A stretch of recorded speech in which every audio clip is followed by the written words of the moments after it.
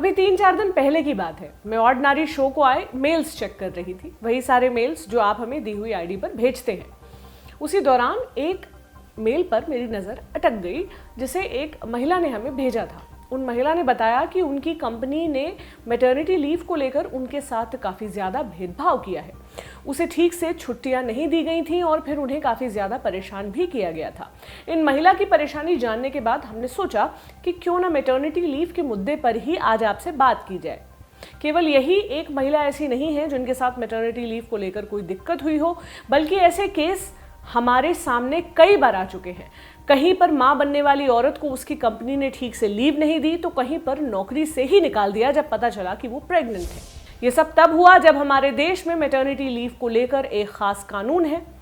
किस तरह की दिक्कतें औरतों को झेलनी पड़ रही हैं, उनकी कंपनियां उनके ऊपर लगे आरोपों पर क्या कहती हैं और हमारा कानून क्या कहता है, सब पर बात होगी आज की बड़ी खबर में। नमस्ते, मेरा नाम प्रतीक्षा है और आप देख रहे हैं दी ऑर्डिनरी शो। शुरुआत करते हैं उसी मेल से जिसका हमने सबसे शुरू में जिक्र किया था। मेल भेजने वाली महिला चाहती हैं कि पर्सनल रीजंस की वजह से हम उनकी आइडेंटिटी रिवील ना करें, इसलिए इस शो के लिए उनका नाम हम काजल रख रहे हैं। काजल गुरुग्राम में बायोवर्ल्ड नाम की कंपनी में काम करती हैं। उन्होंने बताया कि पिछले साल जनवरी में उन्होंने बायोवर्ल्ड कंपनी ज्वाइन की थी। फरवरी में उन्हें पता चला कि वो प्रेग्नेंट है। अप्रैल में उन्होंने इस बात की जानकारी अपनी कंपनी को दी और उसके बाद उन्होंने एचआर से यानी कंपनी की ह्यूमन रिसोर्सेज टीम से कई बार मैटरनिटी लीव पॉलिसी के बारे में जानकारी मांगी, क्रैश सुविधा के बारे में भी जानकारी मांगी, लेकिन एचआर की तरफ से उन्हें कुछ भी नहीं बताया गया। फिर आया सितंबर का महीना, डिलीवरी की ड्यू डेट पास थी, इसलिए 9 सितंबर को काजल ने मैटरनिटी लीव मांगी। कंपनी की तरफ से कहा गया कि 9 सितंबर को वो अपना लैपटॉप जमा कर दे और लीव पर चली जाएं। 15 सितंबर को काजल को बेटी हुई। फिर फरवरी 2021 में उन्होंने एचआर की तरफ से एक मेल आया और बताया गया कि 15 जुलाई 2020 से लेकर 8 सितंबर 2020 को प्री मैटरनिटी लीव के तौर पर कंसीडर किया जा रहा है। काजल कहती हैं कि इन 8 हफ्तों में उन्होंने छुट्टी नहीं ली थी बल्कि पूरा काम किया था। उन्होंने काम किया या नहीं ये साबित करने के लिए उन्होंने हमें एक मेल का स्क्रीनशॉट भी भेजा जिसे आप अभी स्क्रीन पर अपनी देख रहे हैं। काजल ने 10 फरवरी 2021 के दिन आए एक मेल का स्क्रीनशॉट भी हमें भेजा जो आप अपनी स्क्रीन पर देख रहे हैं। इस मेल में एचआर ने काजल से कहा था कि उन्होंने 8 हफ्ते की प्री डिलीवरी और 18 हफ्ते की पोस्ट डिलीवरी लीव ले ली है और ये छुट्टियां अब खत्म होने वाली हैं, इसलिए 1 हफ्ते के भीतर वो अपना काम दोबारा शुरू कर दें। काजल का कहना है कि उन्होंने कभी प्री डिलीवरी लीव्स ली ही नहीं थी और किस तरह के दावे काजल ने किए, सुनिए उन्हीं की जुबानी। At the time of joining मुझे अपॉइंटमेंट लेटर दिया गया, बट एचआर ने मुझे कोई मैटरनिटी बेनिफिट्स, जनरल पॉलिसीज़ और क्रच पॉलिसीज़ के बारे में जानकारी नहीं दी, ना ही इनसे रिलेटेड कोई डॉक्यूमेंट मुझे दिया गया। 1 फरवरी को मुझे मेरे प्रेग्नेंट होने के बारे में पता चला। 23 मार्च को जब लॉकडाउन लगा तो कंपनी की साइड से मुझे लैपटॉप दिया गया और कहा गया कि मुझे घर से काम करना स्टार्ट करना पड़ेगा। 23 अप्रैल को जब मैंने अपने एचआर को अपनी प्रेगनेंसी के बारे में बताया तो उनकी साइड से मुझे कोई भी जवाब नहीं मिला। 22 जून को एचआर मैनेजर स्वाति ने मुझसे एक्सपेक्टेड डेट ऑफ डिलीवरी का डॉक्यूमेंट मांगा। मुझे एक फॉर्म दिया गया जिसमें एक्सपेक्टेड डेट ऑफ डिलीवरी भरनी थी। मैंने एचआर को 21 सितंबर को एक्सपेक्टेड डिलीवरी डेट का कंफर्म किया और उनको ये भी कंफर्म कर दिया कि मैं 9 सितंबर तक अपनी मैटरनिटी लीव स्टार्ट करूँगी। इसके बाद उनका कोई भी रिप्लाई नहीं आया। मैंने कई बार उनसे लीव पॉलिसी और मैटरनिटी पॉलिसीज़ मांगी बट उन्होंने कोई भी जवाब नहीं दिया। 8 सितंबर को लास्ट में मैंने एचआर राम स्वरूप जी को कॉल किया। उन्होंने मुझे बताया कि 26 वीक्स की मैटरनिटी लीव्स होती हैं। 26 वीक्स के अकॉर्डिंग मेरी छुट्टी 10 मार्च 2021 तक होती हैं, पर मुझे एचआर की साइड से 3 फरवरी को मेल आया कि मेरी छुट्टी 16 जनवरी को ख़त्म हो चुकी हैं। मैंने उनसे ये भी पूछा कि ये टाइम पीरियड आप किस चीज़ में काउंट करेंगे, तो उन्होंने मुझे जवाब दिया कि आपकी सारी कैजुअल लीव्स इसमें डिडक्ट हो जाएंगी और आप जल्दी से जल्दी ऑफिस को ज्वाइन कीजिए। काफ़ी मेल करने के बाद एचआर ने मुझे अपनी लीव पॉलिसी 10 फरवरी को दी। उसमें लिखा था कि आपकी 8 हफ्ते की छुट्टी आपको डिलीवरी डेट से पहले लेनी होती है जो आपकी ख़त्म हो चुकी हैं। इसके बाद उन्होंने फरवरी में मुझे सैलरी नहीं दी। 20 फरवरी को उन्होंने मुझे 16,000 रुपये ट्रांसफ़र किए, जबकि मेरी सैलरी 27,000 है। उसके बाद मैं अब कोविड के टाइम में अपने 6 महीने के बेबी को लेकर उनके पास गई और उनसे पूछा कि सैलरी आप क्यों नहीं दे रहे। तो उन्होंने बोला कि हमारे यहाँ कुछ ऑडिट चल रहा है, तो आपकी सैलरी अभी रुकी हुई है, हम उस पर विचार कर रहे हैं कि कैसे दी भी जाए या नहीं दी जाए। उन्होंने मुझे कहा कि ठीक है, आप 11 मार्च से ज्वाइन कर लीजिए। बट मैंने उन्हें बताया कि कोविड की सिचुएशन में गवर्नमेंट ने सारे क्रचेस बंद कर रखे हैं, तो मैं अपने बेबी को कहाँ लेके जाऊँ। उन्होंने कहा कि आपकी रिस्पॉन्सिबिलिटी आप देखिए, आप अपने बच्चे को कहाँ छोड़ सकते हैं। काजल का आरोप है कि चूंकि उनके पति ऑन साइट ड्यूटी पर है, इसलिए वो अकेले अपने बच्चे को घर पर छोड़कर काम नहीं जा सकती। इसलिए वो अपनी कंपनी से गुजारिश कर रही हैं कि उन्हें वर्क फ्रॉम होम दे दिया जाए। काजल का कहना है कि Indian maternity benefit amendment act 2017 के तहत उन्हें वर्क फ्रॉम होम दिया जा सकता है, क्योंकि एक्ट में कहा गया है कि अगर महिला कर्मचारी के काम का नेचर ऐसा है जिसे वो घर से भी कर सकती है, तो कंपनी की रजामंदी से उसे वर्क फ्रॉम होम दिया जा सकता है। काजल का आरोप है कि उन्हें एचआर की तरफ से कंपनी की मैटरनिटी पॉलिसी के बारे में कोई जानकारी नहीं दी गई थी, जबकि अगर हम हमारे देश में लागू एक्ट की बात करें तो उसमें यह कहा गया है कि हर कंपनी को किसी महिला की ज्वाइनिंग के वक्त उसे मैटरनिटी एक्ट के तहत मिलने वाले लाभ की सारी जानकारी देनी होती है। काजल ने हमें यह भी बताया कि उन्होंने अपने साथ हुए भेदभाव को लेकर नेशनल कमीशन फॉर वुमेन यानी एनसीडब्ल्यू में भी शिकायत की थी। एनसीडब्ल्यू ने बायोवर्ल्ड को नोटिस भी भेजा था, जिस पर कंपनी की तरफ से ये जवाब दिया गया। इसके संदर्भ में हमने फैक्ट्स को जांचा और पाया कि काजल ने मैटरनिटी बेनिफिट एक्ट के तहत मिलने वाली सारी सुविधाएं ली हैं और उसी हिसाब से उस वक्त की जो पेमेंट बनती थी हमने उन्हें दे दी है। इसलिए जो भी आरोप शिकायतकर्ता ने हमारे ऊपर लगाए हैं वो गलत और निराधार है। काजल ने अपनी कंपनी के ऊपर 4 गंभीर आरोप लगाए हैं। पहला ये कि 15 जुलाई से लेकर 9 सितंबर 2020 के बीच आने वाले दिनों में काजल ने काम किया था, लेकिन कंपनी ने इसे प्री डिलीवरी लीव मान लिया है और छुट्टियां काट दी। दूसरा ये कि कंपनी ने ज्वाइनिंग के दौरान मैटरनिटी बेनिफिट एक्ट की कोई जानकारी नहीं दी। तीसरा ये कि एचआर ने उनकी सारी छुट्टियों का बैलेंस 0 कर दिया। चौथा ये कि उन्हें जानकारी दिए बिना ही उनकी सैलरी घटा ली। इन सब आरोपों के जवाब जानने के लिए हमने एचआर से कांटेक्ट करने की कोशिश की। रामस्वरूप जी, जिनका जिक्र काजल ने अपनी बाइट में किया था, उन्हें हमने कॉल किया तो उन्होंने इस मुद्दे पर बात करने से मना कर दिया। एक अन्य एचआर पर्सनल को हमने कई बार कॉल किया, उन्होंने फोन नहीं उठाया। फिर हमने मेल भी किया, लेकिन अभी उनकी तरफ से कोई जवाब नहीं आया है, यानी सीधे तौर पर हम उनका पक्ष नहीं जान पाए हैं। मेल के जवाब का इंतजार हम कर रहे हैं, लेकिन एनसीडब्ल्यू को दिए जवाब की कॉपी हमारे पास मौजूद है, जिसके जरिए हमें पता चला कि कंपनी ने अपने ऊपर लगे सभी आरोपों को खारिज किया है। इसी तरह का एक और केस आया था साल 2018 में। गाजियाबाद में एक इंस्टीट्यूट है जिसका नाम है Sanskar college of pharmacy and research. जनवरी 2018 में यहाँ सुष्मिता मिश्रा नाम की एक महिला ने असिस्टेंट प्रोफेसर के तौर पर नौकरी शुरू की। साल के अंत में इंस्टीट्यूट की तरफ से ये कहा गया कि जो भी लोग मैटरनिटी लीव लेना चाहते हैं वो मैनेजमेंट को एडवांस में बता दें ताकि लीव्स मैनेज की जा सके। सुष्मिता ने बता दिया कि अप्रैल 2019 से उन्हें मैटरनिटी लीव चाहिए होगी। जब ये बात उन्होंने मैनेजमेंट के सामने रखी तो उनको नौकरी छोड़ने के लिए कह दिया गया। आगे उनके साथ क्या हुआ सुनिए। मेरा नाम सुष्मिता मिश्रा है और मैं 2018 3 जनवरी से संस्कार एजुकेशनल ग्रुप में काम कर रही थी। जैसे ही मेरा प्रोबेशन कंप्लीट होने वाला था 3 जनवरी 2019 को, तो वहाँ के मैनेजमेंट ने मुझे टर्मिनेट कर दिया विंटर वेकेशन लीव को सैंक्शन करते हुए। उनका रीज़न ये था क्योंकि मैं प्रेग्नेंट थी, वो मुझे मैटरनिटी लीव नहीं देना चाहते थे, लेकिन उन्होंने जेन्युइन रीज़न ये दिखाया कि वो मुझे प्रोबेशन पीरियड में रिलीव कर रहे हैं। टिल डेट मैंने हर जगह कंप्लेन करी। यूपी गवर्नमेंट के पास में जो सीएम पोर्टल है, डॉक्टर AKTU यूनिवर्सिटी में कंप्लेन करी, वहाँ से डिसीजंस भी आए, लेकिन उन्होंने मुझे कुछ भी मनी रिटर्न नहीं किया। कोई भी अगर बॉडी उनसे कंसर्न करती है, जैसे human rights, national commission for women या फिर सीएम पोर्टल से वहाँ पे इंक्वायरी होती है, तो वो कहते हैं कि उनका चेक रेडी है, वो आके ले जाएं। बट माई कंसर्न इज़ कि जब उन्होंने मेरे कॉलेज जाने पे मुझे टर्मिनेट कर दिया और गेट बंद कर दिया, तो मैं उनके दोबारा कॉलेज में क्यों जाऊँ। इट्स अ सिंपल थिंग कि वो मुझे मेरी मैटरनिटी लीव, मेरी सैलरी रिलीज़ करें और मेरे अकाउंट में डलवा दें। मैं नोटिस उनको ऑनलाइन फिल करके दे सकती हूँ, लेकिन वो ऐसा कुछ भी नहीं कर रहे हैं और मुझे कंटिन्यूसली परेशान कर रहे हैं। मुझे आज तक अपने कॉलेज से रिलीव नहीं किया, रेजिग्नेशन मेरा एक्सेप्ट नहीं किया, और कंडीशन ये है कि मैं अभी कहीं पे भी ज्वाइन नहीं कर सकती क्योंकि पूरे डॉक्टर AKTU यूनिवर्सिटी में रूल है कि जब तक आप एक कॉलेज से रिलीव नहीं होते आप दूसरे कॉलेज में ज्वाइन नहीं कर सकते हैं। So this is my request to our government, please consider my regard and do justice. Sushmita को अभी तक न तो रिलीव किया गया है और न ही उनका इस्तीफा मंजूर किया गया है। हमने इस मुद्दे पर कॉलेज की एचआर हेड से बात करनी चाहिए, उन्होंने हमें कुछ भी जवाब नहीं दिया। कह दिया कि आप हमें मेल करिए। मेल हमने कर दिया है, लेकिन जवाब इस शो के शूट होने तक नहीं आया है।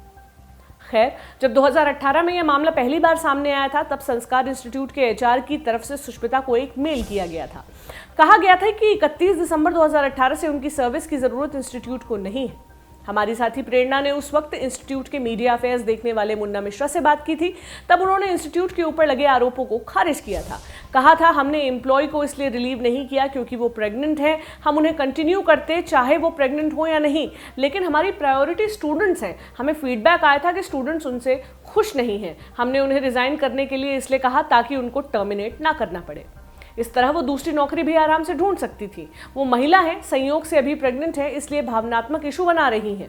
उनके सर्विस एग्रीमेंट में लिखा था कि 1 साल के प्रोबेशन में उनको हटाया जा सकता था।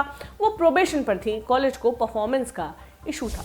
हालांकि इसके बाद हमारी साथी प्रेरणा ने कुछ स्टूडेंट से भी बात की थी। उनमें से ज़्यादातर स्टूडेंट्स ने कहा था कि वो अपनी टीचर से संतुष्ट थे, वो अच्छा पढ़ाती थी। एक और केस आया था मई 2020 में असम के गुवाहाटी से। यहाँ एक जर्नलिस्ट को जो प्रेग्नेंट थी, उनके चैनल ने इस्तीफा देने के लिए मजबूर किया था। क्या हुआ था जर्नलिस्ट के साथ, सुनिए। जी, एक्चुअली क्या हुआ कि मेरा जो प्रेगनेंसी हुआ था, तो प्रेगनेंसी का मैं कंसीव कर रही हूँ, ये मुझे पता चला जनवरी 19 को 2021 के 19 जनवरी को मुझे पता चला कि मैं प्रेग्नेंट हूँ। उसके दौरान मैंने देश में काम किया। मैं तो रिपोर्टर हूँ गुवाहाटी बेस, तो मैं देश में आ गए। आगे फिर उससे जब ये कोरोना आ गया, कोविड जब आ गया, तो ऑफिस से मुझे बोला गया कि भारवेले मुझे बोला गया कि आप ये लीव ले लो, क्योंकि कोविड तो ये हो गया। तो उसके दौरान मैंने लीव लिया। भारवेले मुझे लीव दिया 15 डेज का। 15 डेज के जब खत्म हो गया 15 डेज, फिर से मुझे 15 डेज दे दिया, 1 महीना पूरा। अप्रैल महीना मैंने लीव लिया। जब मुझे लीव लिया, आफ्टर लीव मैंने ज्वाइन किया था 1 मई में मैंने ज्वाइन किया ऑफिस, फिर से प्राग न्यूज में। जब मैंने ज्वाइन किया तो तब मुझे बोला गया कि आपको लेके एक्सपेक्टेशन नहीं था ऑफिस में। तो मुझे बोला, मैंने पूछा किसने एक्सपेक्ट नहीं किया मुझे। बोला कि ऑफिस मैनेजमेंट में। तो क्यों? तो आप प्रेग्नेंट है, अभी आप काम नहीं कर सकती हो। तो मैं, ये तो डिजीज नहीं है, मैं तो कंफर्टेबल हूँ काम करने के लिए। डॉक्टर ने भी मुझे सजेस्ट किया, अगर आप तो मेंटली बिजी हो सकते हो तो आप काम कर लीजिए, ऐसा बोला। फिर मैंने पूछा कि डायरेक्ट मैंने सीएमडी से पूछा, सर आपने मुझे एक्सपेक्ट नहीं किया ऑफिस में? सीएमडी ने बोला, आपको एक्सपेक्टेशन नहीं था मुझे, क्योंकि आप प्रेग्नेंट हो। मैंने बोला, क्या मैं मैटरनिटी लीव ले लूं? उसी समय सीएमडी सर ने बोला कि नहीं, हम लोगों का तो कोई मैटरनिटी लीव नहीं है, आप रिजाइन कर दो। फिर मैं क्या करूं? उस टाइम तो मेरा ये सब गड़बड़ हो गया। फिर मैंने ये किया और रिजाइन देके आना पड़ा मुझे। हालांकि जर्नलिस्ट के आरोपों के बाद चैनल ने सफाई में कहा था कि उन्होंने अपने कर्मचारी के सामने वर्क फ्रॉम होम करने का ऑप्शन रखा था। ये तो हमने आपको 3 केसेस बताए हैं। ऐसे कितने सारे केसेस जब तब हमारे सामने आते हैं जहां प्रेग्नेंट औरतों को मैटरनिटी लीव लेने के दौरान काफी ज्यादा दिक्कत होती है। कुछ कंपनियां जाहिर हैं कि अपनी महिला कर्मचारियों का ध्यान रखते हुए उन्हें सारे बेनिफिट्स देती हैं, लेकिन कुछ कंपनियां आज भी कानून होने के बावजूद इस अधिकार से उन्हें वंचित रखने का पूरा प्रयास करती हैं। कई बार ऐसा भी होता है कि मैटरनिटी लीव्स दी तो जाती हैं, लेकिन जैसे ही महिला काम पर वापस आती है, उनके बॉस ये मेक श्योर करते हैं कि भरपूर बदला लिया जाए। खैर, अब जब इस कानून की इतनी बार हमने बात कर ली है, तो जानते हैं ये मैटरनिटी बेनिफिट अमेंडमेंट एक्ट 2017 आखिर है क्या?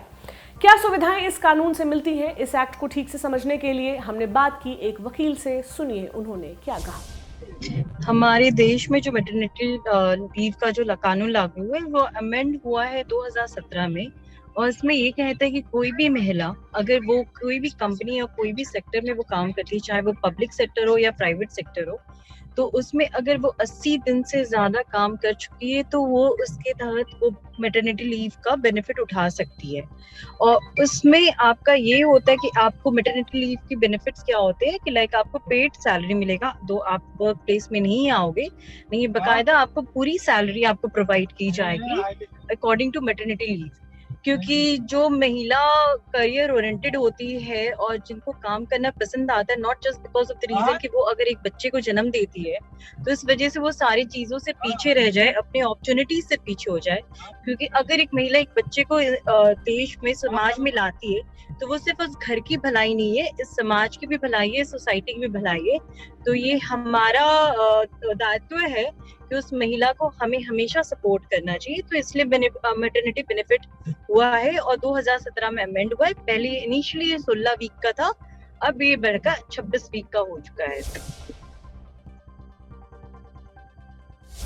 महिला के ऊपर ऑफ कोर्स डिपेंड करता है, बट लेकिन जो है आपकी डिलीवरी डेट होती है उससे 8 वीक पहले से आप इसके लिए एप्लीकेबल होते हो कि डिलीवरी डेट के 8 वीक पहले से आप मैटरनिटी लीव ले सकते हो, और जब तक आपका 26 वीक कंप्लीट नहीं होता है तब तक ले सकते हो। बट इसमें ये है कि लाइक फर्स्ट 2 बेबी के लिए इतने हैं, उसके बाद अगर आप तीसरे बच्चे को कंसीव करते हो उसको देते हो तो उसमें थोड़े चेंजेस है, उसमें आपको थोड़ी कम बेनिफिट मिलती है थर्ड चाइल्ड के लिए। जो महिला 8 वीक पहले से मैटरनिटी लीव नहीं लेती डिलीवरी के, तो वो डिलीवरी के बाद वो एड ऑन करके 8 वीक के बाद भी वो एड ऑन हो सकता है, उसके बाद वो कंटिन्यूएशन में रहेगा आपका, तो उसमें कोई फर्क नहीं पड़ता है। बहुत सारी महिलाएं नहीं लेती है क्योंकि बहुत सारी महिला टचवुड आजकल की महिलाएं बहुत जागरूक है, अच्छा डाइट लेती है, अच्छा सब कुछ लेती है, तो उनको रिक्वायर्ड नहीं होती है अपनी प्रेगनेंसी में। तो मुझे 9 महीने तक रिक्वायर्ड नहीं हुआ था, तो मैं 9 महीने तक पूरा अपने वर्क प्लेस में थी, लेकिन उसके बाद मैंने पूरा कंटिन्यू किया था।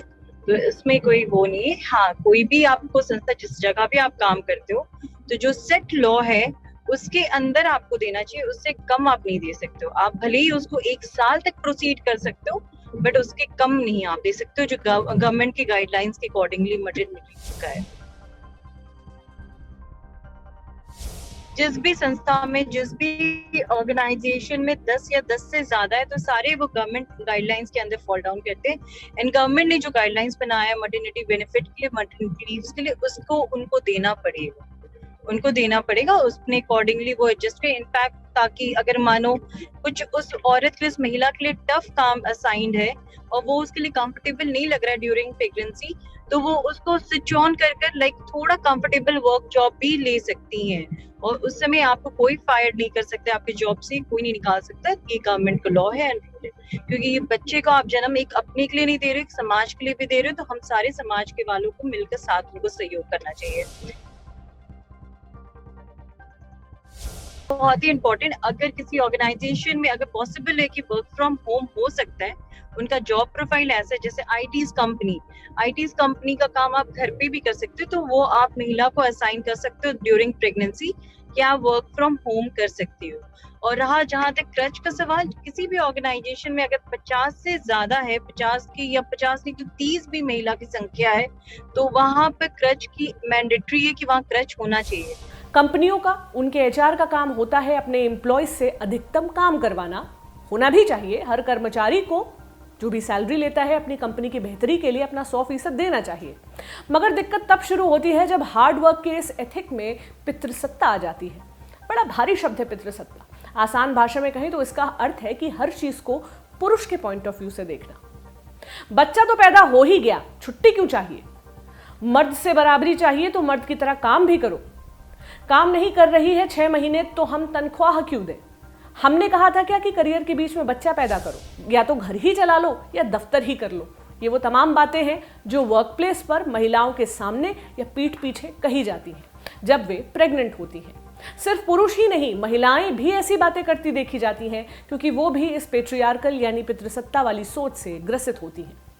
इस तरह की बातें करते हुए, सोचते हुए जो मूल बात लोग भूल जाते हैं वो ये है कि बच्चा पैदा करने का टास्क भी तो कुदरत ने औरत को ही दिया है। क्या उसका बेनिफिट उसे नहीं देना चाहिए?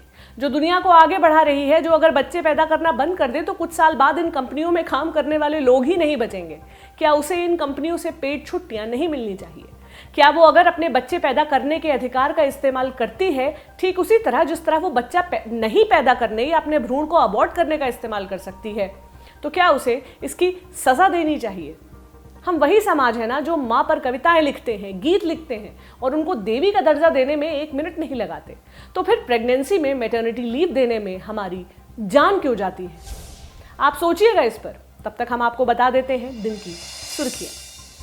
पहली सुर्खी बना रहे हैं पाकिस्तान के प्रधानमंत्री इमरान खान। हाल ही में इमरान टीवी पर एक इंटरव्यू दे रहे थे। इस दौरान उनसे रेप के बढ़ते मामलों को लेकर सवाल पूछा गया।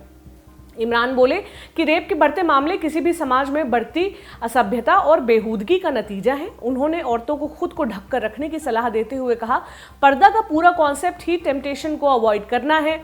हर किसी के पास टेम्पटेशन रोकने की इच्छा शक्ति नहीं होती है। यानी इमरान खान ने कहा कि अगर महिलाएं पूरे कपड़े पहनेंगी, चेहरा ढक कर रहेंगी तो पुरुष उन्हें देख नहीं पाएंगे और नहीं देखेंगे तो लालच में नहीं आएंगे और रेप नहीं करेंगे। इमरान का यह बयान जाहिर तौर पर लोगों का ध्यान खींचने वाला ही है। उनके इस बयान की काफ़ी ज़्यादा आलोचना हो रही है, यहाँ तक कि उनकी पूर्व पत्नी ने भी इसकी आलोचना की है।